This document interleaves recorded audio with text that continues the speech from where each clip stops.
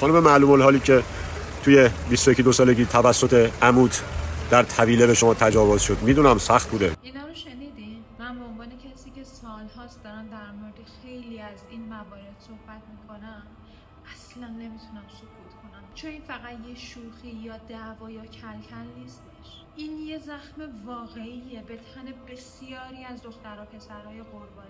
تجاوز یا آزار جنسی پیامدهای خیلی جدی روانی، روحی و جسمی داره و سرزنش کردن قربانی تجاوز فقط درد اونو بیشتر میکنه و سکوتش رو طولانی تر. مجرم هیچ وقت گرفته نمیشه و گزارش ایراد نمیشه، به خاطر اینکه قربانی که قربانی بوده و هیچ کاره بوده و هیچ زمان تقصیری نداشته، میترسه بگن که تو چی کار کردی؟